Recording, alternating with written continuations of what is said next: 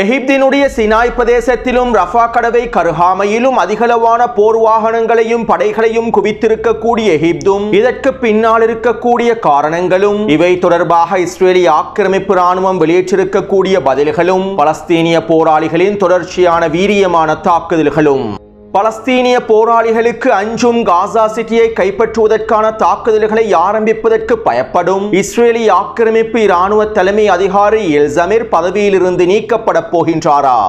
ஈரானுக்கும் ஆஸ்திரேலியாவுக்கும் இடையிலான மோதலும் ஆஸ்திரேலிய பிரதமர் வெளியிட்டிருக்கக்கூடிய அறிக்கையும் ஹிஸ்புல்லா இராணுவ தலைவரின் முக்கியமான அறிவிப்பும் லெபனானிலே களமிறங்கிய அமெரிக்க தூதர் டொம் பெராக்கும் அமெரிக்க செனட்டரும் ஈராக்கிலிருந்து வெளியேறும் அமெரிக்க படைகளும் ஈராக் எதிர்நோக்க போகும் பல சவால்களும் ஈராக்கிய எதிர்ப்பு குழுக்களுடைய முக்கியமான அறிக்கையும்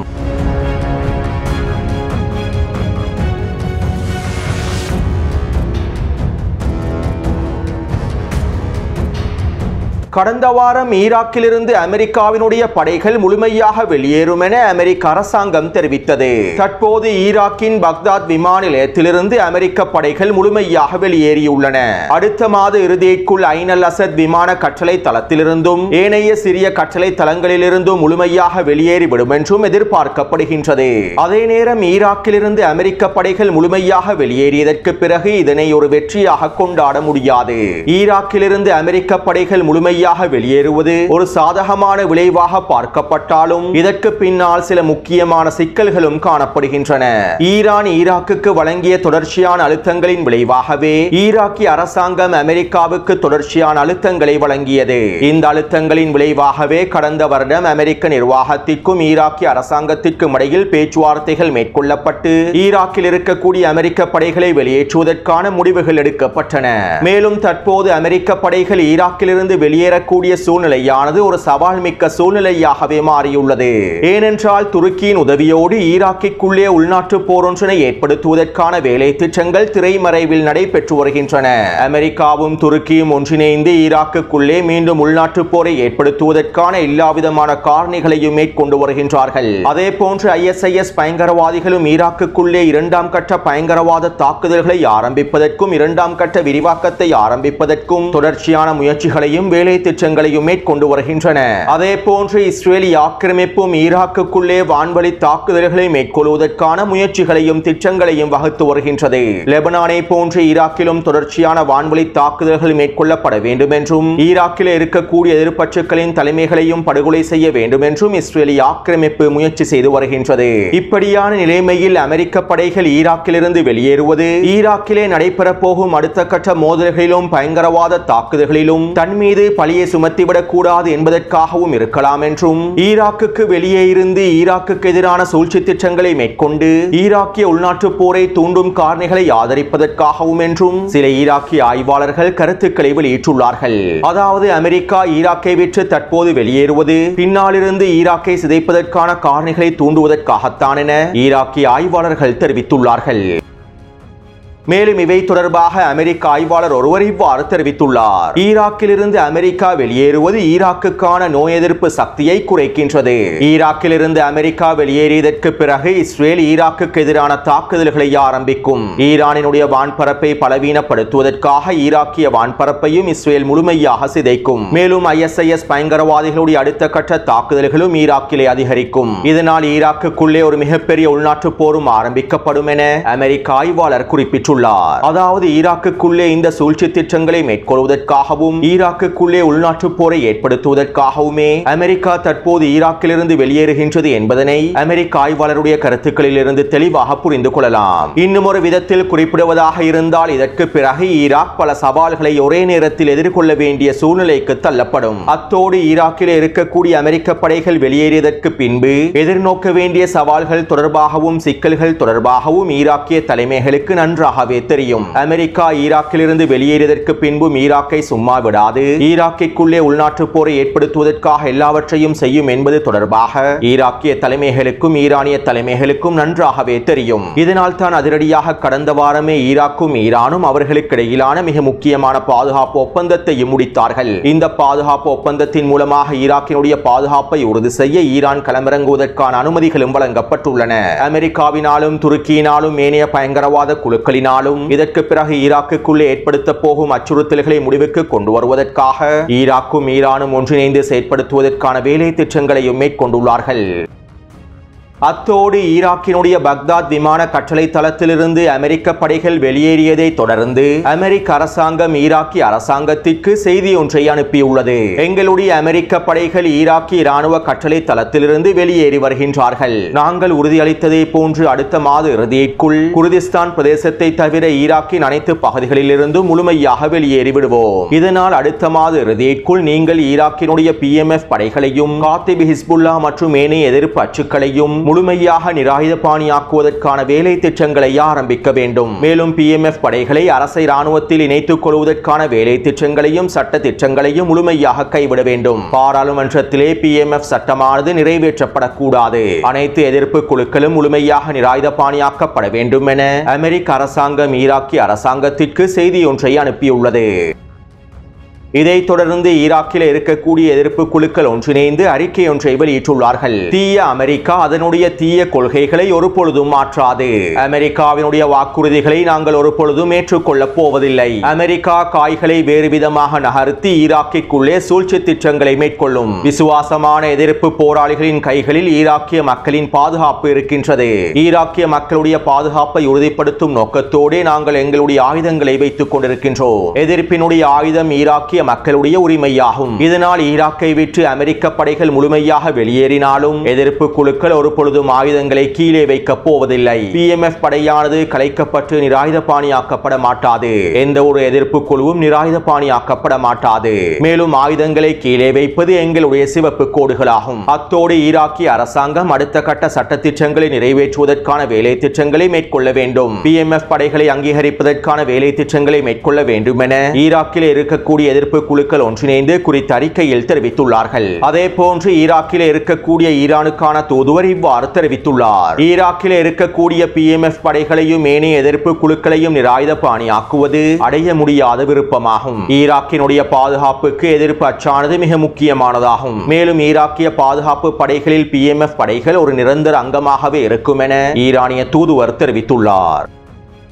அத்தோடு PMF படைகளும் ஈராக்கிய அரச இராணுவமும் ஒன்றிணைந்து ISIS பயங்கரவாதிகளுக்கு எதிராக உச்சக்கட்ட தொடர்ச்சியான தாக்குதல்களை மேற்கொண்டு வருகின்றார்கள். இதற்கமைவாக ஈராக்கினுடைய வாடி அல் ஷாய் பிரதேசத்திலே ISIS பயங்கரவாதிகளுக்கு எதிராக தாக்குதல்களை மேற்கொண்டுள்ளார்கள். இதன்போது ISIS பயங்கரவாதிகளின் மிக முக்கியமான புள்ளிகளும் இந்த பயங்கரவாதிகளின் ஆயுத கிடங்குகளும் இராணுவ உபகரணங்களும் தொலைத்தொடர்பு சாதனங்களும் முழுமையாக அளிக்கப்பட்டுள்ளன. அது மட்டுமல்லாமல் ஈராக்கினுடைய மேற்கு பிரதேசத்தில் சிரியாவிலிருந்து நுழைந்திருக்கக்கூடிய ISIS பயங்கரவாதிகளையும் கைது செய்துள்ளார்கள். கிட்டத்தட்ட சிரியாவிலிருந்து நுழைந்திருக்கக்கூடிய ISIS பயங்கரவாதிகளின் மிக முக்கிய புள்ளிகளில் 19 பேரை கைது செய்திருப்பதாகவும் தெரிவிக்கப்படுகின்றது. மேலும் இந்த பயங்கரவாத புள்ளிகளை பயன்படுத்தி இவர்களுக்கு பின்னால் இருக்கக்கூடிய பயங்கரவாத வலையமைப்புகளையும் கண்டுபிடித்திருப்பதாகவும் தெரிவிக்கப்படுகின்றது. அது மட்டுமல்லாமல் ஈராக்கினுடைய எல்லை பிரதேசத்தின் பாதுகாப்பை அதிகரிப்பதற்காகவும் ISIS பயங்கரவாதிகளின் தாக்குதல்களை முறியடிப்பதற்காகவும் ஈராக்கிய அரச இராணுவத்தோடு ஒன்றிணைந்து PMF படைகள் அடுத்த கட்ட வேலை திட்டங்களை மேற்கொண்டு வருவதாக தெரிவிக்கப்படுகின்றது.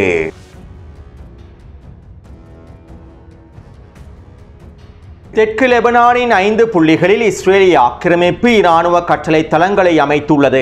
தற்போது இதற்கு மேலதிகமாக இன்னும் 3 புள்ளிகளில் இராணுவ கட்டளை தளங்களை அமைக்கப் போவதாகவும் தெரிவித்துள்ளது. அது மட்டுமல்லாமல் தெற்கு லெபனான் எல்லை பிரதேசத்தில் ட்ரம்ப் எகனாமிக் ஜோனை அமைக்க வேண்டுமாக இருந்தால் குறித்த எல்லை பிரதேசத்தில் இருக்கக்கூடிய 14 கிராமங்களும் முழுமையாக தரைமட்டமாக்கப்பட்டு ஒன்றிணைக்கப்பட வேண்டும் என்றும் இஸ்ரேலிய ஆக்கிரமிப்பு தெரிவித்துள்ளது.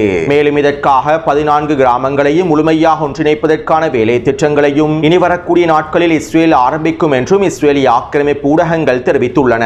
இப்படியான நிலைமையில் நெட்டன்யாகுவின் அரசு அலுவலகம் அறிக்கை ஒன்றை வெளியிட்டிருந்தது. ஹிஸ்புல்லா இராணுவத்தினை நிராயுதபாணியாக்கக்கூடிய லெபனான் அரசாங்கத்தின் முடிவுகளை நாங்கள் வரவேற்கின்றோம். இந்த வருட இறுதிக்குள்ளே ஹிஸ்புல்லா இராணுவத்தினர் நிராயுதபாணியாக்கப்பட்டால் நாங்கள் தெற்கு லெபனான் பிரதேசங்களில் இருந்து முழுமையாக வெளியேறி விடுவோம் என நெட்டன்யாகுவின் அரசு அலுவலகம் குறித்த அறிக்கையில் தெரிவித்துள்ளது. ஆனால் இஸ்ரேலிய ஆக்கிரமிப்பினுடைய இந்த அறிக்கைகளுக்கும் களத்தில் நடைபெற்று வரக்கூடிய விடயங்களுக்கும் எந்த விதமான சம்பந்தமும் இல்லை. லெபனான் அரசாங்கம் ஹிஸ்புல்லா இராணுவத்தினை முழுமையாக நிராயுதபாணியாக்கினாலும் இஸ்ரேலிய ஆக்கிரமிப்பு தெற்கு லெபனான் எல்லை பிரதேசத்திலிருந்து வெளியேறப் போவதில்லை என்பதே யதார்த்தமான உண்மையாகும். அடுத்து இஸ்ரேலிய ஆக்கிரமிப்பிலிருந்து வெளியேறிய அமெரிக்க தூதர் டாம் பெராக் சிரியாவின் ஜூலானியை சந்தித்து கலந்துரையாடல்களை மேற்கொண்டதற்கு பின்பு தற்போது லெபனானிலே களமிறங்கியுள்ளார். மேலும் அமெரிக்க தூதர் டாம் பெராக்கோடு போர் விரும்பியான அமெரிக்க செனட்டர் லின்சே கிரஹமும் லெபனானில் களமிறங்கியுள்ளார். இன்று மாலை அமெரிக்க தூதரும் அமெரிக்க செனட்டரும் அவர்களுடைய அடிமைகளான லெபனான் ஜனாதிபதியையும் பிரதமர் நவாப் சலாமையும் சந்தித்து விசேட கலந்துரையாடல்களையும் மேற்கொண்டிருந்தார்கள். இதன்போது போர் விரும்பி அமெரிக்க செனட்டரான லின்சே கிரஹம் இவ்வாறு தெரிவித்தார். லெபனானுக்குள்ளே ஹிஸ்புல்லா முழுமையாக நிராயுதபாணியாக்கப்பட வேண்டும். ஹிஸ்புல்லா முழுமையாக நிராயுதபாணியாக்கப்பட்டதற்கு பின்பு நாங்கள் இஸ்ரேலிய தலைமைகளோடு அடுத்த கட்ட கலந்துரையாடல்களை மேற்கொள்வோம். இதன்போது லெபனானுக்கும் இஸ்ரேலுக்கும் இடையிலான உறவுகளை வலுப்படுத்துவதற்கான அனைத்து வேலை திட்டங்களையும் நாங்கள் மேற்கொள்வோம். ஆனால் நீங்கள் ஹிஸ்புல்லாவை முழுமையாக நிராயுதபாணியாக்குவதற்கு முன்பு இஸ்ரேல் என்ன செய்யும் என்று எங்களிடம் கேள்வி கேட்க வேண்டாம். முதலில் நீங்கள் உங்களுடைய வேலையை முடிக்க வேண்டும். ஹிஸ்புல்லாவை நிராயுதபாணியாக்க வேண்டும். அதற்கு பிறகு நாங்கள் உங்களுக்கு தேவையான அனைத்தையும் வழங்குவோம் என அமெரிக்க செனட்டர் லின்சே கிரஹம் தெரிவித்துள்ளார். இதைத் தொடர்ந்து அமெரிக்க தூதர் டாம் பெராக் இவ்வாறு தெரிவித்தார். உங்களுக்கு தேவையான அனைத்து உதவிகளும் உங்களை வந்தடைய வேண்டுமாக இருந்தால், லெபனானினுடைய எதிர்காலம் செழிப்பாக இருக்க வேண்டுமாக இருந்தால், நீங்கள் அவசரமாக ஹிஸ்புல்லாவை நிராயுதபாணியாக்குவதற்கான வேலை திட்டங்களை முன்னெடுங்கள். இந்த மாத இறுதியில் லெபனான் அரசை ராணுவம் ஹிஸ்புல்லாவை நிராயுதபாணியாக்குவதற்கான திட்டத்தினை முன்வைக்கும். இந்த திட்டத்தையே நாங்கள் எதிர்பார்த்து காத்துக் கொண்டிருக்கின்றோம். மேலும் இந்த திட்டத்தினை அவசரமாக நடைமுறைப்படுத்துவதற்கான எல்லா வேலை திட்டங்களையும் அரசாங்கம் மேற்கொள்ள வேண்டும். தெற்கு லெபனான் பிரதேசத்திலே ட்ரம்ப் எகனாமிக் ஜோனை உருவாக்குவதற்கு அனைத்து தரப்பினரும் காத்துக் கொண்டிருக்கின்றார்கள். இந்த ட்ரம்ப் எகனாமிக் ஜோனிலே முதலீடுகளை மேற்கொள்வதற்காக அரபு நாடுகளும் தயாராக இருக்கின்றார்கள். இந்த வர்த்தக வலயத்தின் மூலமாக தெற்கு லெபனான் பிரதேசத்திலே இருக்கக்கூடிய மக்கள் பெரும் நன்மைகளை பெற்றுக் கொள்வார்கள். மேலும் நாங்கள் ட்ரம்ப் எகனாமிக் ஜோனை உருவாக்குவதற்கு தேவையான அனைத்தையும் மேற்கொள்வோம். ஹிஸ்புல்லாவை நிராயுதபாணியாக்கக்கூடிய திட்டத்தினை முழுமையாக நடைமுறைப்படுத்துங்கள். ஹிஸ்புல்லாவினுடைய ஆயுதங்களை முழுமையாக நீக்கி ஹிஸ்புல்லாவை முடக்க வேண்டும். மேலும் நாங்கள் லெபனான் மக்களுக்கும் லெபனான் அரசாங்கத்திற்கும் முழுமையான ஆதரவை வழங்குவோம் என அமெரிக்க தூதர் டாம் பெராக் தெரிவித்துள்ளார். அத்தோடு இந்த அடிமைகளின் கலந்துரையாடல்களுக்கு மத்தியில் ஹிஸ்புல்லா இராணுவத்தினுடைய பொதுச் செயலாளர் விசேட அறிக்கையை வெளியிட்டிருந்தார். ஹிஸ்புல்லாவின் ஆயுதங்களை எடுப்பதற்கு முயற்சி செய்வது அதனுடைய ஆன்மாவை கொள்ளையடிப்பதற்கு முயற்சி செய்வதாகும். எங்களுடைய ஆயுதங்கள் லெபனான் மக்களுடைய உரிமையாகும். நீங்கள் எங்களுடைய ஆயுதங்களை கைப்பற்றுவதற்கு முயற்சி செய்தால் இந்த உலகம் எங்களுடைய மிகப்பெரிய கோபத்தை காணும். மேலும் நாங்கள் அனைத்திற்கும் தயாராகவே இருக்கின்றோம். முடிந்தால் நீங்கள் முயற்சி செய்து பாருங்கள் என ஹிஸ்புல்லா இராணுவத்தினுடைய பொதுச் செயலாளர் மிரட்டல்களை வெளியிட்டுள்ளார். அடுத்து ஆஸ்திரேலியாவுக்கும் ஈரானுக்கும் இடையிலே முறுகல் நிலையானது உச்சக்கட்டத்தை அடைந்துள்ளது. இதற்கமைவாக ஆஸ்திரேலியாவினுடைய பிரதமர் ஆந்தோனி அல்பனீஸ் இவ்வாறு தெரிவித்துள்ளார். அண்மையில் ஆஸ்திரேலியாவில் நடைபெற்ற யூத விரோத செயற்பாடுகளுக்கு பின்னால் ஈரான் தான் இருக்கின்றது. இதற்கு பதிலளிக்கும் விதமாக நாங்கள் ஈரானிய தூதரை வெளியேற்றியுள்ளோம். மேலும் ஈரானிலே இருக்கக்கூடிய எங்களுடைய தூதரக அதிகாரிகளையும் நாங்கள் திரும்ப பெற்றுள்ளோம். ஈரானிலே இருக்கக்கூடிய எங்களுடைய தூதரகத்தையும் நாங்கள் மூடியுள்ளோம். ஈரானுடனான ராஜதந்திர தொடர்புகளை முழுமையாக துண்டித்துள்ளோம். அது மட்டுமல்லாமல் ஈரானினுடைய IRGC இராணுவத்தை நாங்கள் ஒரு பயங்கரவாத அமைப்பாகவும் அடையாளப்படுத்துகின்றோம் என ஆஸ்திரேலியாவுடைய பிரதமர் குறித்த அறிக்கையில் தெரிவித்துள்ளார். இதைத் தொடர்ந்து ஈரானினுடைய வெளியுறவுத்துறை அமைச்சகம் இவ்வாறு தெரிவித்தது. யூத விரோத செயற்பாடுகள் என்கின்ற குற்றச்சாட்டுக்களை நாங்கள் முழுமையாக நிராகரிக்கின்றோம். கடந்த சில வாரங்களாக ஆஸ்திரேலியாவிலே பலஸ்தீனிய மக்களின் இனப்படுகொலைகளுக்கு எதிராக தொடர்ச்சியான ஆர்ப்பாட்டங்கள் நடைபெற்று வருகின்றன. ஆஸ்திரேலியாவில் இருக்கக்கூடிய அதிகளவான மக்கள் பலஸ்தீனிய மக்களின் இனப்படுகொலைகளுக்கு எதிராக திரண்டு இந்த உள் முன்னேற்றங்களினாலும் பலஸ்தீனிய மக்கள் மீதான ஆதரவினாலும் ஆஸ்திரேலிய அரசாங்கம் பாதிக்கப்பட்டுள்ளது. இதனால் தான் ஆஸ்திரேலிய அரசாங்கம் ஈரான் மீது வீணான பழிகளை சுமத்தி இவ்வாறான குற்றச்சாட்டுக்களை முன்வைத்துள்ளது என ஈரானினுடைய வெளியுறவுத்துறை அமைச்சகம் பதிலடிகளையும் வழங்கியுள்ளது.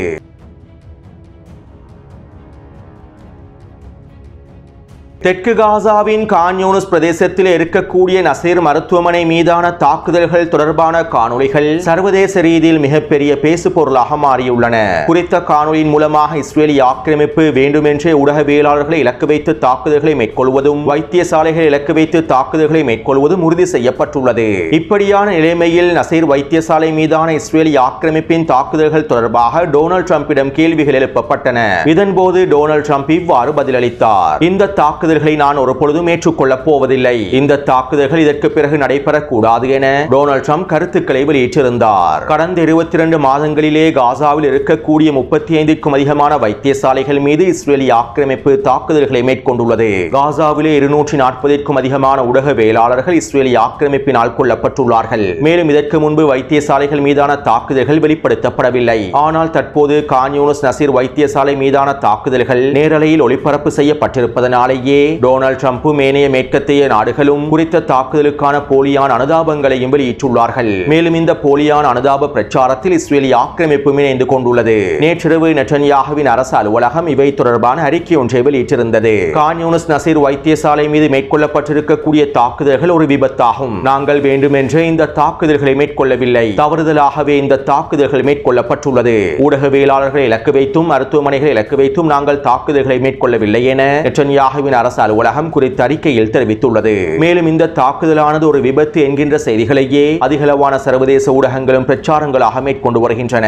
இஸ்ரேலிய ஆக்கிரமிப்பின் இனப்படுகொலை தாக்குதல்களை நியாயப்படுத்தக்கூடிய வகையிலேயே இந்த போலி பிரச்சாரங்களும் மேற்கொள்ளப்பட்டு வருகின்றன. அடுத்து போர் அமைச்சரவையிலே நெட்டன்யாகுவுக்கும் இஸ்ரேலிய ஆக்கிரமிப்பு ராணுவ தலைமை அதிகாரி எல்சமெருக்கும் இடையிலான முருகல் நிலையானது உச்சக்கட்டத்தை அடைந்துள்ளது. ஹமாஸினால் முன்வைக்கப்பட்டிருக்கக்கூடிய ஒப்பந்தத்திற்கான சம்மதத்தினை வழங்கி உயிரோடு இருக்கக்கூடிய 10 இஸ்ரேலிய கைதிகளையாவது நாங்கள் மீட்டெடுக்க வேண்டும் என்றும் இதற்கான வேலை திட்டங்களை மேற்கொள்வதற்கான அழுத்தங்களை இஸ்ரேலிய ராணுவம் தொடர்ச்சியாக வழங்கும் என்றும் இஸ்ரேலிய ஆக்கிரமிப்பு ராணுவ தலைமை அதிகாரி எல்சமெர் தொடர்ச்சியான கருத்துக்களை வெளியிட்டு வருகின்றார். இப்படியான நிலைமையில் இஸ்ரேலிய ஆக்கிரமிப்பு ராணுவ தலைமை அதிகாரி எல்சமெரினுடைய அதிகாரங்களை குறைத்து அவருக்கு மேலால் உச்ச இராணுவ தலைமை அதிகாரி ஒருவரை நியமிப்பதற்கான வேலை திட்டங்களை நெட்டன்யாகு ஆரம்பித்துள்ளார். தற்போதைய சூழ்நிலையில் இராணுவ தலைமை அதிகாரியை பதவி நீக்கம் செய்ய முடியாது. இதனால் அவருக்கு மேலாக உச்ச தளபதியை நியமிப்பதற்கே நெட்டன்யாகு முயற்சி செய்கின்றார். மேலும் நெட்டன்யாகுவின் நெருங்கிய நண்பர் ஒருவரை உச்ச இராணுவ தலைமை அதிகாரியாக நியமிக்க வேண்டும் என வலதுசாரி அமைச்சர்களான பென் குவிரும் மற்றும் நெட்டன்யாகுவுக்கு ஆலோசனைகளை வழங்கி இருப்பதாகவும் இஸ்ரேலிய ஆக்கிரமிப்பு ஊடகங்கள் தெரிவித்துள்ளன. அடுத்து எகிப்தினுடைய சினாய் பிரதேசத்திலும் ரஃபா கடவை கருகாமையிலும் அதிகளவான போர் வாகனங்களும் 5000க்கும் அதிகமான எகிப்திய படைகளும் அதிகளவான போர் வாகனங்களும் எகிப்திய படைகளும் குவிக்கப்பட்டுள்ளன. இஸ்ரேலிய ஆக்கிரமிப்பு காசா சிட்டியை கைப்பற்றுவதற்கான தாக்குதல்களை ஆரம்பித்ததற்கு பின்பு பலஸ்தீனிய மக்கள் ரஃபா கடவை பிரதேசத்தை தாண்டி எகிப்துக்குள்ளே நுழைந்துவிடக் கூடாது என்பதற்காகவே எகிப்திய ராணுவம் குறித்த பிரதேசத்தில் நிலைநிறுத்தப்பட்டிருப்பதாக தெரிவிக்கப்படுகின்றது. மேலும் இவை தொடர்பாக இஸ்ரேலிய ஆக்கிரமிப்பு ராணுவ ஊடக பேச்சாளரிடம் கேள்விகள் கேட்கப்பட்டன. இதற்கு அவர் இவ்வாறு பதிலளித்தார். இஸ்ரேலினுடைய முழுமையான அனுமதியோடு எகிப்திய இராணுவம் சினாய் பிரதேசத்திலும் ரஃபா கடவை கருகாமையிலும் குவிக்கப்பட்டுள்ளன. இஸ்ரேலுக்கும் எகிப்துக்கும் இடையிலே இருக்கக்கூடிய ஒருங்கிணைப்பின் பிரகாரமே இந்த வேலை திட்டங்கள் மேற்கொள்ளப்பட்டிருப்பதாக தெரிவிக்கப்படுகின்றது. அதாவது உண்மையில் ரஃபா கடவை பிரதேசத்தினை பலஸ்தீனிய மக்கள் உடைத்துக் கொண்டு எகிப்து எல்லைக்குள் நுழைந்துவிடக் கூடாது என்பதற்காக எகிப்திய இராணுவம் குறித்த பிரதேசத்திலே இராணுவத்தினை களமிறக்கவில்லை. ரஃபாவின் முற்றுகையை உடைப்பதற்காக காசாவின் முற்றுகையை உடைப்பதற்காக சர்வதேச மக்களும் எகிப்திய மக்களும் அணிதிரண்டு ரஃபா கடவை பிரதேசத்தை நோக்கி வருகை தந்தால் அவற்றை தடுத்து நிறுத்துவதற்காகவும் ரஃபா கடவை பிரதேசத்தினை பாதுகாப்பதற்காகவும் இஸ்ரேலிய ஆக்கிரமிப்புக்கு முழுமையான ஆதரவை வழங்குவதற்காகவுமே எகிப்திய இராணுவம் குறித்த பிரதேசத்தில் இராணுவ படைகளை குவித்துள்ளது என்பதனையும் எங்களுக்கு தெளிவாக புரிந்து கொள்ளலாம். அடுத்து பலஸ்தீனிய போராளிகள் தொடர்ச்சியான தாக்குதல்களை மேற்கொண்டு வருகின்றார்கள். இதற்கமைவாக அல்-கஸ்ஸாம் படையினர் ஜைத்தூனின் தெற்கு பிரதேசத்தில் நிலை கொண்டிருக்கக்கூடிய மெர்காவா போர்த்தாங்கி வாகனம் ஒன்றை 2 யாசின் ஏவுகணைகள் மூலமாக வெடிக்கச் செய்துள்ளார்கள். மேலும் குறித்த பிரதேசத்திற்கு வருகை தந்த மீட்பு படைகளை இலக்கு வைத்தும் RPG ஏவுகணை தாக்குதல்களை மேற்கொண்டுள்ளார்கள். அதேபோன்று அல்-அக்ஸா படையினரும் அபலி முஸ்தபா படையினரும் ஒன்றிணைந்து ஜைத்தூன் கிழக்கு பிரதேசத்திலே கூட்டு தாக்குதல் ஒன்றை மேற்கொண்டுள்ளார்கள். இதன்போது குறித்த பிரதேசத்திலே வீடொன்றிற்குள்ளே பதுங்கியிருக்கக்கூடிய சிப்பாய்களை இலக்கு வைத்து RPG ஏவுகணை தாக்குதல்களை மேற்கொண்டுள்ளார்கள். மேலும் குறித்த பகுதிக்கு வருகை தந்து 2 ட்ரூப்ஸ் கேரியர் வாகனங்களை சக்தி வாய்ந்த வெடிகுண்டுகளை பயன்படுத்தி வெடிக்கச் செய்துள்ளார்கள். அதேபோன்று அல்-குதுஸ் படையினர் ஜைத்தூன் கிழக்கு பிரதேசத்திலே ஜில்சல் வெடிகுண்டை பயன்படுத்தி ஒரு புல்டோசர் வண்டியை வெடிக்கச் செய்துள்ளார்கள். எனவே கடந்த 24 மணித்தியாலங்களுக்குள் கிடைக்கப்பெற்றிருக்கக்கூடிய தகவல்களுக்கு அமைவாக ஒரு மெர்காவா போர்த்தாங்கி வாகனமும் 2 ட்ரூப்ஸ் கேரியர் வாகனங்களும் ஒரு புல்டோசர் வண்டியும் 15க்கும் அதிகமான சிப்பாய்களும் அளிக்கப்பட்டுள்ளன. அத்தோடு இந்த காணொளி தொடர்பான கருத்துக்களை பதிவிடுங்கள். தொடர்ந்தும் என்னுடன் இணைந்திருங்கள். நன்றி, வணக்கம்.